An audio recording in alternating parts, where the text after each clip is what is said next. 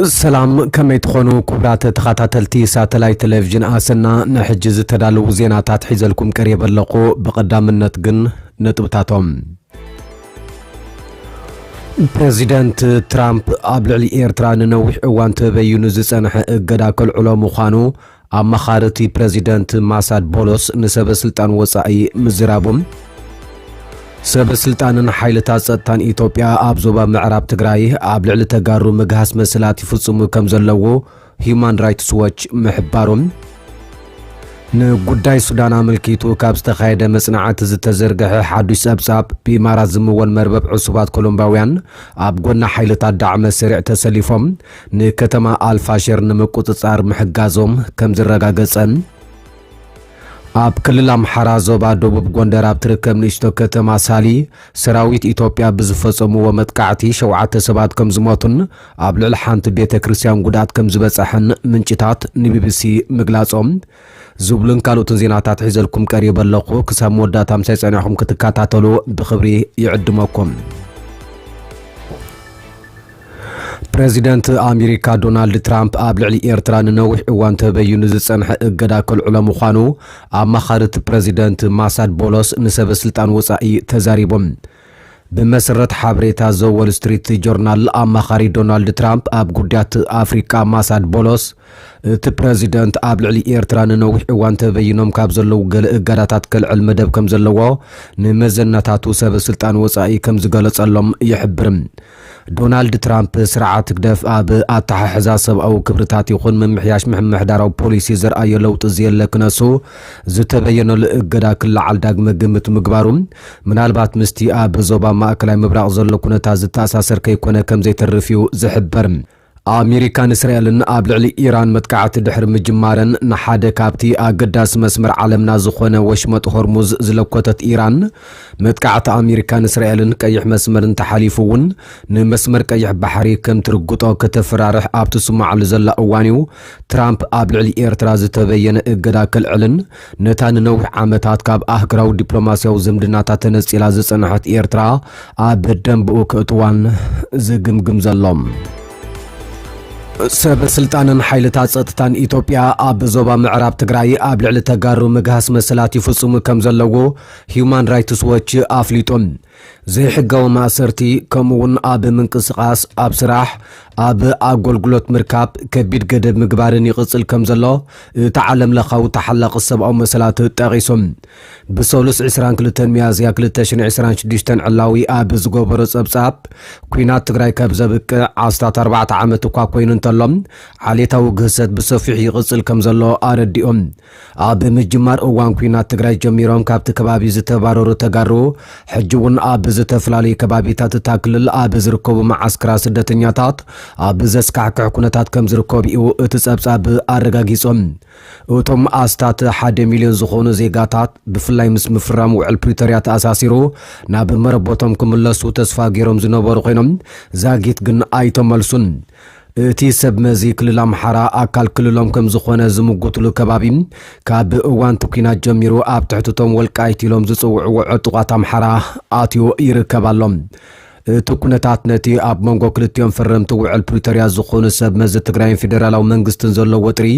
ዝያዳ ካብ ዘጋደዱ ጉዳያት እውን ሓደ እዩ መንግስት ፌደራል ቅድሙ ኩሉ ተመዛበልቲ ናብ መረቦቶም ክምለሱሞ ባዕሎም ዝመረጹ አካል ክማሕደሩ ክጥልብን ከሎም ነቲ ውዕል ዝፈረመ ውድብ ህወሓት ብወገኑ እቲ ከባቢ ጸጥታ ውሕስነቱ ዝተሓለወ ከም ዘይኮነ ብምምጓት መጀመርታ እቲ ከባቢ ናብ ቅድመ ኩናት ዝነበሮ ኩነት ክምለስ ይጠልብ ምክትል ዳይሬክተር አፍሪካ ሂዩማን ራይትስ ዎች ላቲሻ ባደር ኣብ ዞባ ምዕራብ ትግራይ ዝርከቡ ተጋሩ ኣብ ኩሉ መድያዊ ህይወቶም ከቢድን ሰብኣዊ ክብሪ ዝግስ ገደባትን የጋጥሞም ኣሎ ክትብል ኣስሚራቱሉ እያ سب سلطان ኢትዮጵያን ቶም መሻርክቶምን ተጋሩ በአድማዕ መንገዲ ካልኣይ ደረጃ ዜጋታት ኮኾኑ ዝገብራ ተሓሕዛ ክቅጽል ኣሚኖም ዝተላዕሉ ይመስሉ ክትብሉን ከሲሳም ኣብዚ እዋን ተጋሩ ካብ ከተማታት ወጻኢ ንኽንቀሳቐሱ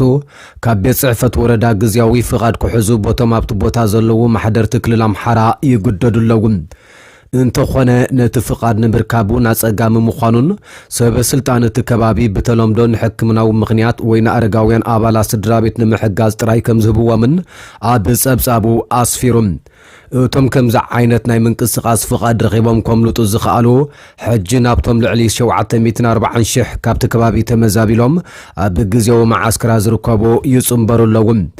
መንግስት ብልጽግና ነቲ ሕጂ ዝወፀ ጸብጻብ መልኪቱ ዝሃቦ ምላሽ እንተዘየለኳ ኣብ ሚያዝያ 2022 ዝወፀ ሓበራዊ ጸብጻብ ሂውማን ራይትስ ዎችን ኣምነስቲ ኢንተርናሽናልን ሓዊሱ ክስታት ዓሌታዊ ግፍዕታት ክነጽጎ ጸኒሑ እዮም ስርዓት ብልጽግና ንኹሎም ክስታት ገሰ ሰብኣዊ መሰላት ብሕጊ ክምርምር ምዃኑ ቃል ብምእታው እቲ ሓበራዊ ጸብጻብ ግን ተቐባልነት ዘይብሉ ክብል ነቒፉ ነይሮም ክልቲኦም ትካላት ነቲ ጉዳይ ንምጽራይ ዝጥቀምሉ ዘለዉ ብዙሓት ፖለቲካዊ ድርኺታት ሓቅነቶም መንግስቲ ኣብ ሕቶ እዩ ዘእቱ ብምባል ኣብ ጉዳይ ውሽጣዊ ወሰናት ኣትዩ ፍርዲ ምሃብ እውን ነቒፉ ነይሮም ከምዚ ዓይነት ጸብጻባት ንፖለቲካዊ ዕላማ ከም ዝውዕል ፍሉጥ እዩ እዚ ኣረኣያ እዚ ኣብቲ መርመራ ግቡእ ትኹረት ከም ዘይተገብረሉ ዘርኢ ጥራይ ዘይኮነን ፍጹም ተቐባልነት የብሉን ይብል እቲ ኣብቲ እዋን ዝተዋህበ ምላሽ ስርዓት ብልጽግና ኣብቲ ከባቢ ዝኾነ ይኹን ሚድያን መርማሪ ጉጅለን ከይኣቱ ከም ዝኽልክል ጸብጻባት ይሕብሩ እዮም መንግስቲ ኢትዮጵያ ከምኡውን ሰብ መዚ ክልል ኣምሓራን ነቲ ዛጊት ነባሪ ፍታሕ ዘይረኸበ ዛዕባ ዞባ ምዕራብ ትግራይ ህይወት ኣማይታ ሸሓተ መዛበልቲ ንረብሖኦም ይውዕልዎ ከም ዘለውን ሂውማን ራይትስ ዎች ኣብ ዝጸብጻብ ነቒፉሎም እቲ ዓለማዊ ትካል መንግስቲ ኢትዮጵያ ኣብ ምዕራብ ትግራይ ዘሎ ዘይሕጋዊ ምምሕዳር ኣፍሪሱ ኣብ ከቢድ ገሰት ሰብኣዊ መሰላት ዝተሳተፉ ሓለፍቲ ናብ ቅድሚ ሕጊ ክቕርብን ክምርምርን ኣተሓሳሲቡሎም መንግስቲ ኢትዮጵያ ተመዛበልቲ ናብ ምዕራብ ትግራይ ክምለሱ ረፈረንደም ክካየድ ከም ዘለዎን ዝኣምን እኳ እንተኾነ ኣብ ልዕሊ ተጋሩ ዝፍጸም ግፍዕታት ንምውጋድ ወይ እውን ኩነታት ምምላስ ተመዛበልቲ ንምምሕያሽ ዝወሰዶ ስጉምቲ ግን የለን ይብል እቲ ጸብጻብ ወሲኹም ኣብዚ እዋን ነቲ ከባቢ ዘማሕድሩ ዘለዉ ሰብ ነዚ እቲ ግዝኣት ኣብ ትሕቲ ምምሕዳር ኣምሓራ ከም ዝኾነ ኣሜን ኢሎም ዝቕበሉ ተመዛበልቲ ጥራይ ክምለሱ ከም ዝፈቕዱ እዩ እቲ ሪፖርት ጠቒሶም መንግስቲ ኢትዮጵያ ነቲ ባዕሉ ፈራሚ ዝኾነሉ ሕጊ ምምላስ ውሽጣዊ ተመዛበልቲ ከኽብር ከም ሓላፊ ጸጥታን ምክትል ኣመሓዳሪ እቲ ዞባን ኮሎኔል ደመቀ ዘውዳ ሓዊሱ ኣብ ከቢድ ግህሰት ዝተሳተፉ ሰብ መዚ ብምእጋድ ብምምርማርን ተሓተቲ ብምግባርን ንሕጋዊ ምምላስ ተመዛበልቲ ዘለዎ ቆራጽነት ከርኢ ሂውማን ራይትስ ዎች ሓቲቱሎም ኣብ 2023 ተመሳሳሊ ክስ ቀሪቡሉ ዝነበረ ኮሎኔል ደመቀ ኣብቲ እዋን ብውልቂ ዘኽስሰን ነገር ፈጺሙ የለን ክብል ምላሽ ሂቡ ነይሮም ህዝቢ ወልቃይት ሕቶ መንነቱ ከምልስ ዝጽዕር ዝነበረ ህወሓት ግና ዕጥቃው ቃልሲ ካብ ዘካይደሉ ዝነበረ እዋናት ሒዙ ይብል እቲ ኮሎኔል ደመቀ ካብ መስከረም 2008 ጀሚሩ ብመሰረት ሕገ መንግስቲ ካብ ክልል ትግራይ መንግስቲ ፌደራልን መልሲ ክዋህቦም ሕቶታት ከቕርቡ ከም ዝጸንሑ ይዛረብ ታሪኽናን መንነትናን ምስ ትግራይ ዘይኮነ ምስ ጎንደር ዝተኣሳሰረ ብምባል ሕቶ መንነት ኣምሓራ ንምምላስ ዝዓለመ ሕገ መንግስታዊ ሕቶ ምዃኑ ይሕብር ወራር ትግራይ ስዒቡ ልዕሊ 1 ሚልዮን ሰባት ካብቲ ከባቢ ከም ዝተማዛበሉ ብዙሓት ኣደዳሞትን ማእሰርትን ከም ዝኾኑ ዝዝረብ ኮይኖም መንግስቲ ኣሜሪካ መጋቢት 2021 ኣብ ዘውፅኦ መግለጺ ኣብ ምዕራብ ትግራይ ምጽናት ዓሌት ተፈጺሙ ምባሉ ይዝከር ኣብ ክልል ኣምሓራ ዞባ ደቡብ ጎንደር ኣብ ትርከብ ንእሽቶ ከተማ ሳሊ ሰራዊት ኢትዮጵያ ብዝፈጽሞ መጥቃዕቲ 7 ሰባት ከም ዝሞቱን ኣብ ልዕሊ ሓንቲ ቤተ ክርስቲያን ጉዳት ከም ዝበጽሐን ምንጭታት ካብቲ ከባቢ ሓቢሮም ኣብቲ በዓርቢ 9 ሚያዝያ 2018 ግእዝ ዝተፈጸመ መጥቃዕቲ ዝሞቱ 2 ዲያቆናት ቤተ ክርስቲያን ሓደ መርጌታ ሓኪም እንስሳታትን 3 ሓረስቶትን እዮም ቢቢሲ ዝረኸበ ሓበሬታ እቶም ኣገልገልቲ ቤተ ክርስቲያን ቅዳሴ ፈጺሞም ክወፁ እንከለዉ ኣብ ውሽጢ ቀጽርቲ ቤተ ክርስቲያን ከም ዝተቐተሉ ኣመልኪቶም እቶም 3 ሰባት ኣብ ገዝኦም እቲ ሓደ ሰብ ድማ ኣብ ጽርግያ ተቐቲሎም ክብል እቲ ሓበሬታ ወሲኹ ኣፍሊጡሎም ቢቢሲ ኣመሓደርቲ ወረዳ ላይ ጋይንትን ዞባ ደቡብ ጎንደርን ርእቶ ክህብ ሓቲቱ እኳ እንተነበረ እቶም ሓለፍቲ ክዛረቡ ፈቃደኛታት ከም ዘይኮኑ ሓቢሩሎም እቲ መጥቃዕቲ ዝተፈጸመላ ከተማ ሳሊ ካብ ርእሰ ከተማ ዞባ ዝኾነት ንፋስ መወጫ 25 ኪሎ ሜትር ርሕቃ ትርከብ ኮይና ኣብ ትሕቲ ቁጽጽር ሓይልታት ፋኖ ከም ዘላ ነበርቲ ይገልጹ ሓደ ነባርታ ከተማ ነቲ ቅድሚ መጥቃዕቲ ዘጋጠመ ግጭት ክገልጽ እንከሎም ዓርቢ ንምርጫ ዝምልከት ኣኺባ ክገብሩ መጽዮም ዕጡቃት ፋኖ ናይ ምንታይ ምርጫ ኢሎም ክንቀሳቀሱ ተተኪስዎም ካብኡ ሙሉ መዓልቲ ተኽሱ ውዒል ኢሉ አገልገልቲ ቤተ ክርስቲያን ደብረ ብርሃን ሳሊ በዓለ እግዚአብሔር ንቢቢሲ አብዛሃብዎ ቃል እትግጭ ድሕሪ ቅዳሴ ንክርስትና ዝተዳለወ ጸበልና ተኻፈሉን ከለዉ ከም ዝተልዓለ ሓቢሮም ብርክት ዝበሉ ወተሃደራት መንግስቲ ናብቲ ቤተ ክርስቲያን ከም ዝኣተዉ እውን ናይ ዓይኒ መስኻክር ኣፍሊጦም እቶም ወተሃደራት ንክልተ ሓለውቲ ቤተ ክርስቲያን ወቂዖም ብድሕሪኡ ናብቲ ቀጽሪ ከም ዝኣተዉ እቶም ብህይወት ዝተረፉ አገልገልቲ ንቢቢሲ ሓቢሮም ወሲኾም ቅድሚ ካብ ቤተ ክርስቲያን ክወፁ ምግዳዶም መጀመርያ ብጠበንጃ ከም ዝሃረምዎም ገሊጾም ሸውዓተ ዝኾኑ አገልገልቲ ብኸብዶም ኣብ መሬት ክድቁሱን ክምብርክኹን ምስተገብረን ተኽሲ ከም ዝኸፈቱ ኸኣ ይዛረቡም ምስ ወቕዑዎም ቀዲምና ወዲቕና ብምባል ካብቲ መጥቃዕቲ ከም ዝደሓኑ ክገልጹ ከለዎም ሓደ ድማ ሓይሊ ታቦት ከም ዝደሓኖም ገሊጾም ወዲ 21 ዓመት ዲያቆን ወዶም ዝተቆትሎም አቦ ወድኻ ወዲቁሎ አርክብ ተባሂለ ብጉያ መጽእ ክብል ብዛዕባ ሞት ወዱ ዝፈለጠሉ ሞት ገሊጾም ሬሳ ወዱን ካልኦት አገልገልትን ምስ ረአዩ ምፍጣርካ ዘጽልሁ ሞት ምንባር ኸኣ ገሊጾም እቶም ዝተቆትሉ ካልኦት ሰለስተ ኣብ ሕርሻን ምርባሕ እንስሳን ዝተዋፈሩ መራሕቲ ስድራ ከም ዝነበሩ መሰኻክር ዓይኒ ይገልጹም ካብቲ መጥቃዕቲ ዘምለጡ ክልቲኦም መሰኻክር እቲ ቅትለት ብወተሃደራት መንግስቲ ከም ዝተፈጸመ ይዛረቦም ቢቢሲ ዘዘራረቦም ሰለስቲኦም ምንጭታት እቲ ቅትለት ንምንታይ ከም ዝተፈጸመን ሓይልታት መንግስቲ ኣብቲ ቀጽሪ ቤተ ክርስቲያን እንታይ ይደልዩ ከም ዝነበሩ ከም ዘይፈልጡን እዮም ዝገልጹም ቀብሪ እቶም ዝሞቱ ሰባት ብሰንክቲ መጉዳእትን ፍርሕቲ መጥቃዕትን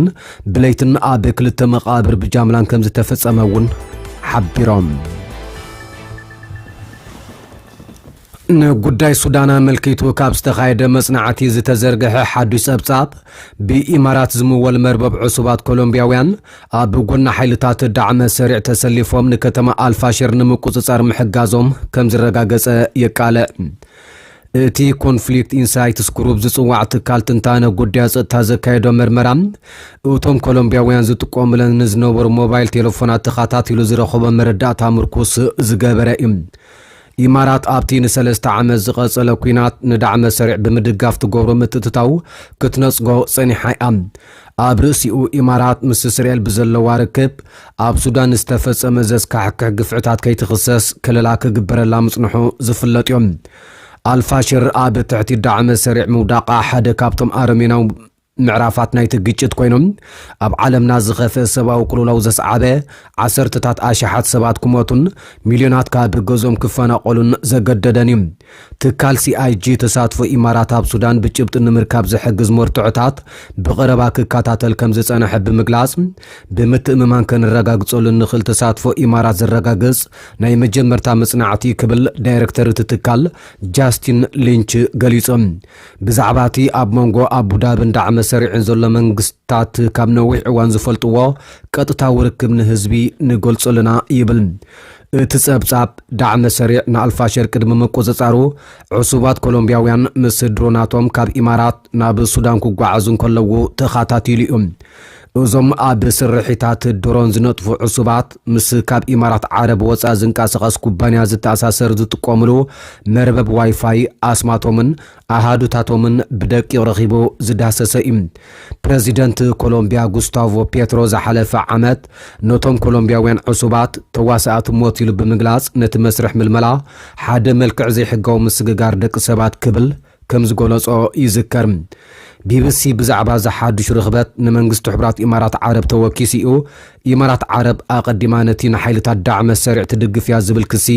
ናይ ሓሶትን መሰረት ዘይብሉን ክትብል ብምንጻድ ነቲ ኣብ አልፋሽር ዝተፈጸመ ግፍዕታት ብተሪር ቃላት ዝኹንን መግለጺታት ኣውፂኣ ነይራ ንክልቲኦም ወገናት ተዋጋእቲ ሱዳን ዝግበር ደገፍ ናይ ደገ ደገፋት ንምቕጻልን ንምስሕፋሕን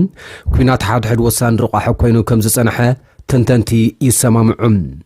ሲአይጂ ኣብ መንጎ ሚያዝያ 2025 ጥሪ ናይ ዝዓመትን ኣብ ሱዳን ዝርከባ ልዕሊ 50 ቶም ኮሎምቢያውያን ኦፕሬተራት ድሮን ዝጥቀሙለን ሞባይላት ተኸታቲሉ ገለ ካብዘን ቴሌፎናት ድማ ኣብቲ ዳዕመ ሰሪዕ ዝቋጻጸሮ ድሮናት ዝትኮስለን ከባቢታት ዘለዋ ምዃነን ኣረጋጊጾም ብተወሳኺ መረዳእታ ምክትታል ብረራታት ምስሊ ሳተላይት ቪድዮታት ማሕበራዊ ሚድያ ዜናን አካዳሚያዊ ጽሑፋትን ተወኪሱ መጽናዕቱ ከም ዝደገፈ ይገልጽ እቲ ጸብጻብ ዳታን እቶም ኮሎምቢያውያን ዝተጓዓዙሉ ንጹር መስመራት ከም ዘርኢ ይሕብር ኣብቲ ዞባ ብዝተፈላለዩ ቦታታት እናተንቀሳቐሱ ከም ዝተኸታተለን ድማ ኣመልኪቶም بز مسرت أبو دابي زركب مأكل وتهدرو التعليم الغايتي كموسان مأكل على اليوم قال كابتي مرمرا حانت تليفون كاب كولومبيا نقيلا ناب أبو دابي إمارات عرب أهجرو معرفة نفرتي زايد بدحري دما نابت مدبر تعليم الغايتي كتكيد تخاتاتيلوم أبتو بوتا مسبس حد ما بقانقو اسبانيا زقبر ركب مسكالوت 4 تليفوناتون رغيبون تخاتاتيلون دحرو كلتا كابزن تليفونات ناب كبابي دوبوب دارفور سودان تقوعيزن كال تليفونات دما نابتا كم كند مدبر دعم سرع مخانات تفلت كتمان يالا كيدن أبني على تن تليفونات مس أنتياريو بسبانيا صار نفاريت كومون اير ديفنس زبهلو مرببات واي فاي تراخيبا تصبصاب نيالا أقداسيت ماكل كولومبيا وين عصوبات سريحتا درون حيلتا دعم سرع مخانا يحبرم سي اي جي أبو بوزح نتفتا دروناتون مزجيبو قوانقو اسبانيا زتقومو لعلي 4 مساريحتا دما رخيبن تخاتاتيلون أبكال أبن دما تكال تنتانا سطتا سي اي جي كاب كولومبيا بقطة نابنيالا دحري دما نابتا آب سمين دارفور تركب كتما الفاشر زنتان قاسقاسة موبايل تخاتاتيلوم ازي آب بتكم تزحلف عامة زقاتا مخينو سراوي دعم سريع دحريني 18 أوارح كبابا نتا كتما زتقاسات سرول لؤوان مخانيهم تا موبايل آب الفاشر آب زنوبرت اللؤوان مس آتا كادور زبها المربب واي فاي تأساسي رانيرام از مالت بسبانيا أتقعي مالتيوم تسبساب كالوت مس كولومبياوين عصوبة زتأساسرا تليفوناتون أب تماساسال أوان أبو كم زنبرا أرغاقيسيهم أب تأوان كبابا الفاشر بخدبير تدبدي بقى بوزحات سلموين سباد دما تحاسي ميميبل تسبساب نقرم قدوم تا كتما أب إدعم سريع موداقا صعبو زسكحكا قفعتا تفصيمم مرمرتي أهقراو بيت فرد قبن مالت ICC إز تقبارات قبنات كويناتن قبنان سار سبعونتن كخون كم زخل قليسام يم مرمرتو حبرات هقرات اتعامس ملكتات مسنات عاليت زملكت مخانون أب اوانو قليسام يم تسبساب كسيرو مربب إماراتن كولومبيان نايت زقات مقبن حلافنت كم زكافل يحبرم لينش زتبهالة ماراماري بزيتم عصوبات كولومبياوين زغبر وسرحتا درونن ملو زي قدل قربات إماراتن سفحات نايت عامس كمزي آي مخونن كبل يموغوتن